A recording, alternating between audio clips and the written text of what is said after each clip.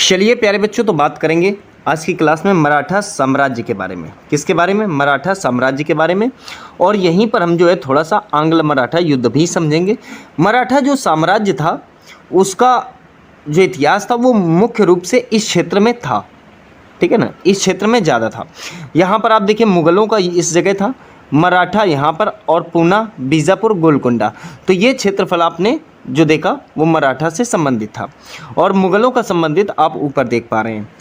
तो सबसे पहले चर्चा करेंगे थोड़ा मराठा साम्राज्य से पहले की। तो 1707 तक जो है औरंगजेब की मृत्यु के बाद मुग़लों का जो है पूर्ण रूप से पतन हो गया, क्योंकि मुग़ल साम्राज्य में औरंगजेब के बाद कोई ऐसा शासक नहीं आया जो मुग़ल साम्राज्य को बढ़िया तरीके से आगे की ओर बढ़ा सके। स्वतंत्र राज्य की स्थापना की शुरुआत हो गई औरंगजेब की मृत्यु के बाद, और ये वाले क्षेत्र जैसे मैसूर, बंगाल, हैदराबाद, मराठा, अवध, ये खुद को स्वतंत्र समझने लगे। वहीं वर्तमान मराठा क्षेत्र की बात करें तो मुंबई, पुणे, बरार, गोलकुंडा, केंद्रीय भारत का कुछ हिस्सा, वर्तमान में महाराष्ट्र का, ये जो है मराठा साम्राज्य का हिस्सा। मराठा के पूर्वज की बात करें तो मराठा के पूर्वज ये कहते थे कि हम राजस्थान के सिसोदिया वंश से संबंधित हैं, ठीक है। आगे अगर बात करें तो यहाँ पर ध्यान दीजिए, संस्थापक जो थे मराठा साम्राज्य के वो हमारे शिवाजी थे, छत्रपति शिवाजी, सही है। जन्म की बात करें तो जन्म इनका हुआ था 20 अप्रैल 1627 में पुणे जिले और शिवनेरी दुर्ग में। पिता इनके थे शाहजी भोसले, माता थी इनकी जीजाबाई। इनकी पहली पत्नी जो थी वो साईबाई थी, सोहराबाई और पुतलीबाई, ये इनकी 3 पत्नियों के नाम हैं। राजनीतिक गुरु इनके जो थे वो कोंडदेव थे। धार्मिक गुरु जो थे इनके वो रामदास थे।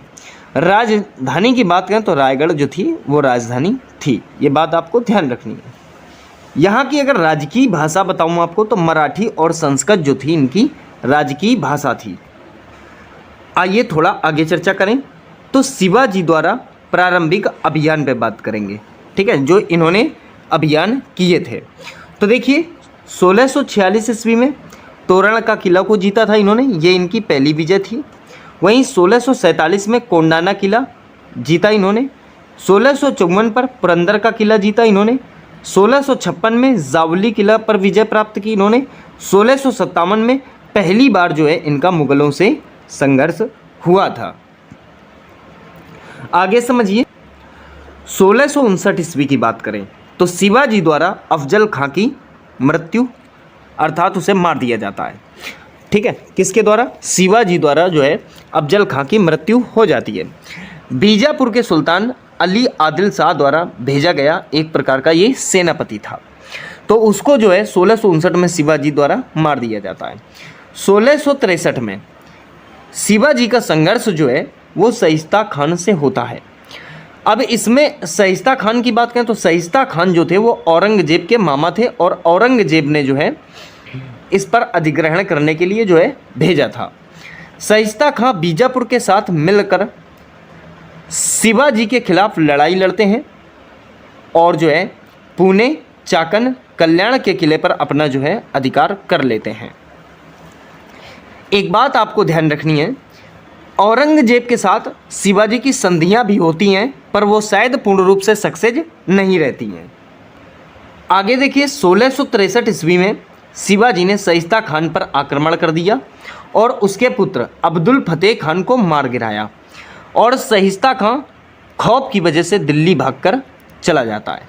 उसके बाद औरंगजेब ने शाइस्ता खान को बंगाल का सूबेदार बना दिया था। आगे समझिए 1664 ईस्वी की बात है। सूरत में पहली लूट की गई और सूरत में जो है पहली लूट का कारण क्या था? क्योंकि वहाँ पर जो है मुग़लों का आधिपत्य था, ठीक है। तो ये जो है एक प्रकार का मुग़लों का व्यवसायिक केंद्र रहा। सूती वस्त्रों व मसाला का भारी मात्रा में निर्यात होता था, तो यहाँ पर जो है हमला कर दिया जाता है शिवाजी द्वारा। तत्कालीन सूरत का सूबेदार इनायत खान को जो है ये पराजित कर देते हैं। शिवाजी द्वारा सूरत से 1 करोड़ की जो है उस समय लूट की गई। अंग्रेज, डच और पुर्तगाली फैक्ट्रियों को कोई नुकसान नहीं किया गया, क्योंकि उस समय तक वो यहाँ पर सही व्यापार कर रहे थे। अंग्रेज़ों के मन में अभी इस समय तक जो है कोई इतनी बड़ी बात नहीं थी कि भाई हम जो है यहाँ पर कब्जा करना चाहते हैं। ये बात आप यहाँ ध्यान रखेंगे। बात अगर करें 1665 की, तो 1665 में शिवाजी का जय सिंह से संघर्ष हुआ। जय सिंह को जो है औरंगजेब द्वारा भेजा गया था। हालांकि जय सिंह एक बार जो है इनसे मिलजुल कर काम करने की बात करता है, लेकिन शिवाजी को मुगल साम्राज्य तनिक भी पसंद नहीं था। वो इनको चुभता था, और चुभना भी एक लाजमी बात थी, बहुत अच्छी बात थी कि चुभता था इनको, क्योंकि परेशान थे ये। मुगल इतने अच्छे शासक नहीं थे कि हम उनकी तारीफ करें। देखिए, कच्छावा का राजा भी था, ठीक है, कौन? जय सिंह। कच्छावा का राजा होने के बावजूद ये औरंगजेब के पक्ष में बात किया करता था। रीजन ये था क्योंकि वो शायद उनका सामना करने में सक्षम नहीं था। सक्षम तो शिवाजी भी नहीं थे, लेकिन वो एक प्रकार के पुरुषार्थ था उनके मन में। पुरुषार्थ ये था कि चाहे मर जाएं पर इनके सामने अपना सर नहीं झुकाएंगे, ठीक है। जय सिंह लाखों सैनिकों के साथ आक्रमण करने आया, जिसमें शिवाजी सूझबूझ का परिचय देते हुए उसके सामने सरेंडर हो जाते हैं। आगे अगर बात करें तो 1665 ईस्वी में पुरंदर की संधि होती है। कब?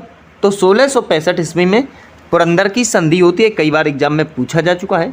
ये संधि जो है शिवाजी और जय सिंह के मध्य होती है। शिवाजी द्वारा 23 किलों को मुगलों को दिया जाता है इस संधि के अंतर्गत। देखिए, देते ज़रूर हैं, लेकिन उनके मन में देने की कोई इच्छा नहीं थी, वो थोड़ी सी मजबूरी थी, जिसकी वजह से उनको किला देना पड़ा। बीजापुर के खिलाफ मुगलों की मदद का वादा किया गया। शिवाजी के पुत्र संभाजी को 5000 रुपये का मनसब बना दिया गया, और जो है औरंगजेब के दरबार में रखने को बोला गया। जय सिंह द्वारा शिवाजी और उनके पुत्र संभाजी को औरंगजेब के दरबार में पेश किया गया, जहां धोखे से इन दोनों को बंदी बना लिया गया। शिवाजी मामूली आदमी नहीं थे। औरंगजेब को इस बात का एहसास था कि अगर थोड़ी सी भी ढील दी गई तो शिवाजी उसे कच्चा चबा जाएंगे। तो इनको जो है धोखे से उसने जो है बंदी बनवा लिया, और आगरा के जयपुर भवन में उनको बंदी बनाकर रखा गया। 1666 ईस्वी में शिवाजी और संभाजी जो है मुगलों की कैद से जो है फरार हो जाते हैं। टोकरी में बैठकर ये वहाँ से भागने में कामयाब हो जाते हैं। 1670 ईस्वी में सूरत की दूसरी बार लूट की जाती है। दूसरी बार ये जो है हमला कर देते हैं। 1674 ईस्वी में शिवाजी का राज्याभिषेक रायगढ़ के किले में कर दिया जाता है। पुरोहित की बात करें तो गंगा भट्ट द्वारा वाराणसी, ठीक है। उपाधि अगर बात करें तो उपाधियां जो है इनको दो मिली हुई थी, एक तो छत्रपति महाराज की और दूसरी हिंदू बादशाह की। इसीलिए इनका पूरा नाम जो है छत्रपति शिवाजी महाराज होता है। देखिए, आगे अगर बात करें तो 10 दिनों के बाद माता जीजाबाई की मृत्यु होने पर द्वितीय राज्याभिषेक होता है, ठीक है। किसकी मृत्यु होने के बाद? तो जीजाबाई की मृत्यु होने के बाद दूसरा राज्याभिषेक भी होता है। द्वितीय राज्याभिषेक जो हुआ था वो 1674 में हुआ था, ठीक है। कहाँ? तो पुरोहित इसके कौन थे ये समझ लो, निश्चलपुरी गोस्वामी कांची, ठीक है। तो ये आपको ध्यान रखना है। अंतिम अभियान इनका जो था कर्नाटक अभियान था 1677 से 1678 तक। 1680 की अगर बात करें तो हमने इस वीर को गवा दिया था 1680 में। स्वास्थ्य खराब होने के कारण शिवाजी की जो है मृत्यु हो जाती है। इनके विशेष कार्यों की बात करें तो ध्यान दीजिए, स्वतंत्र हिंदू स्वराज्य की स्थापना इन्होंने करवाई थी। छापामार युद्ध की नई शैली का जो है विकास इन्होंने किया था। भारतीय नौसेना का जनक किसे कहा जाता है? तो आप याद रखेंगे शिवाजी को ही कहा जाता है। देखिए, अगर बात करें तो शिवाजी के मंत्रिमंडल में जो है अष्टप्रधान थे। कौन थे? अष्टप्रधान थे। यहाँ पर आप देख पा रहे हैं अष्टप्रधान। अष्टप्रधान की संरचना या रचना किसने की थी? तो आप कहोगे शिवाजी। किस साम्राज्य में थे अष्टप्रधान? तो आप कहोगे शिवाजी, ठीक है।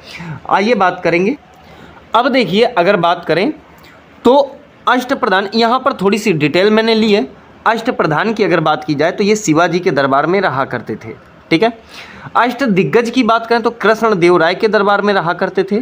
इंपॉर्टेंट फैक्ट है, ठीक है। अष्ट छाप की बात करें तो जहांगीर के दरबार में रहा करते थे। नवरत्न की बात करें या नवरात्र की बात करें तो अकबर के दरबार में रहा करते थे। तो ये जो थे नवरत्न थे जो किसके दरबार में रहा करते थे, तो अकबर के दरबार में रहा करते थे। एक बात और ध्यान रखना, अगर मैं कहूँ चालीसा दल का गठन किसने किया था, किसका, चालीसा दल का, तो आप कहोगे चालीसा दल का गठन जो है इल्तुतमिश ने किया था। किसने किया था, तो इल्तुतमिश ने किया था, अर्थात रजिया सुल्तान के पिता थे। तो चालीसा दल का गठन, अगर इसको बोलूँ कि ख़त्म किसने कर दिया था, तो आप कहोगे इसको ख़त्म जो है बलवन के द्वारा कर दिया गया था। किसके द्वारा इसे ख़त्म कर दिया गया था चालीसा दल को, तो बलवन के द्वारा ख़त्म कर दिया गया था। चलिए, तो अब बात हम कर रहे थे, चूँकि हम बात कर रहे हैं शिवाजी की, तो अष्टप्रधान के बारे में यहाँ पर थोड़ा समझेंगे। देखिए, सबसे पहले नंबर पर पेशवा होते थे, दूसरा अमात्य, तीसरा सुमंत, चौथे वाकया नवीस और पाँचवां सरनवीस, छठवां सर ए नौबत और सातवां पंडित राय, आठवां जो है न्यायाधीश। अब इनके बारे में अगर थोड़ी सी मैं बात करूं तो समझिएगा, पेशवा कौन होते थे, तो ये एक प्रकार के प्रधानमंत्री होते थे। अमात्य तो ये राजस्व मंत्री होते थे। सुमंत कौन होते थे, तो ये विदेश मंत्री होते थे। वाक्यानवीस कौन होते थे, तो ये सूचना मंत्री होते थे। सरनवीस कौन होते थे, तो पत्राचार मंत्री होते थे। सर ए नौबत कौन होते, तो ये सेनापति होते थे। पंडित राव कौन होते, धार्मिक मामले से जुड़े मंत्री होते थे। न्यायाधीश का मतलब क्या होता है, आप ये तो समझ सकते हो कि न्याय मंत्री होते थे। तो यहाँ पर आपने अष्टप्रधान को समझा, और अष्टप्रधान अपने आप में बहुत ही इंपॉर्टेंट फैक्टर रखता है। चलिए बात करेंगे शिवाजी द्वारा वसूला जाने वाला लगान। आइए देखिए, शिवाजी द्वारा जो लगान वसूले जाते थे, तो देखिए एक बात समझिए, एक तो था चौथ और दूसरा था सरदेश मुखी। चौथ का मतलब क्या होता था, आय का 1/4 यानी 25% हिस्सा देना होता था। कितना देना होता था, 25% हिस्सा जो है देना होता था। वहीं अगर आगे बात करें तो ये बाहरी क्षेत्र से वसूला जाता था, ठीक है ना। कौन सा, चौथ। सरदेश मुखी की बात करें तो आय का 1/10 हिस्सा देना होता था, यानी 10%। ये आंतरिक क्षेत्र से वसूला जाता था। मतलब जो साम्राज्य के अंदर रह रहे थे ये उनसे वसूला जाता था, और ये बाहरी क्षेत्र वालों से वसूला जाता था। आइए थोड़ी सी बात करेंगे शिवाजी के उत्तराधिकारी की, ठीक है, या उत्तराधिकार की। तो देखिए, पुत्र की बात करें तो एक थे आपके संभाजी, और दूसरे यहाँ पर देखो दिख रहे होंगे राजाराम। देखिए, संभाजी की बात करें तो इन्होंने जो है 1680 से लेकर 1689 तक शासन भी किया। इनकी माँ का नाम साईबाई था, इधर इनकी माँ का नाम, माता का नाम सोयराबाई था, ठीक है। देखिए, राजधानी संभाजी की जो थी, राजधानी वो थी रायगढ़। पुत्र इनके थे साहू जी। सलाहकार कवि थे जिनका नाम था कवि कलश, ठीक है। औरंगजेब का विद्रोही पुत्र अकबर था, जिसको अकबर ये दूसरा है, उन अकबर को मत समझना, ठीक है, द्वितीय कह सकते हो। तो औरंगजेब का विद्रोही पुत्र अकबर को संभाजी द्वारा जो है शरण दे दी जाती है, जिसकी वजह से औरंगजेब का संभाजी पर हमला कर दिया जाता है, या औरंगजेब का हमला होता है संभाजी पर। क्यों, क्योंकि उनके पुत्र को उन्होंने शरण दे दी थी। थोड़ा पॉइंट समझिएगा, होता क्या है कि जब वो उनको शरण दे देता है, तो शरण देने के बाद औरंगजेब 1682 ईस्वी में औरंगजेब अपने बेटे अकबर का पीछा करने के दौरान अभियान जो है दक्षिण अभियान शुरू करता है। अगर वो उसको शरण न देता, औरंगजेब को इस बात का पता न चलता कि वो दक्षिणी भाग पर चला गया, तो शायद औरंगजेब का ध्यान उधर नहीं जाता। तो होता क्या है, औरंगजेब का दक्षिणी अभियान समझ लेना 1686 में भी हो चुका है बीजापुर में, और अभियान दौरान जीत जो हुई 1687 में इसने गोलकुंडा जीत लिया था। देखिए, 1689 में औरंगजेब द्वारा संभाजी पर आक्रमण कर संभाजी की हत्या की, और संभाजी के बेटे साहू जी को जो है वो गिरफ्तार कर लाता है अपने साथ में। इसके बाद अगर बात करूं तो राजा राम जो थे 1689 से 1700 तक केवल जो है साम्राज्य चलाने का श्रेय पाते हैं। राजधानी की अगर बात करें तो राजधानी जो थी सतारा थी, ठीक है। पत्नी का इनकी नाम जो था वो ताराबाई नाम था। पुत्र का नाम इनके शिवाजी द्वितीय रखा गया था। राजा राम की जब मृत्यु हो जाती है तो उनका बेटा मात्र 4 वर्ष का था। कितने वर्ष का था? 4 वर्ष का। और उनका नाम क्या था? शिवाजी द्वितीय। तो उनकी मृत्यु के बाद उनके 4 वर्षीय पुत्र को जो है शासक बना दिया जाता है।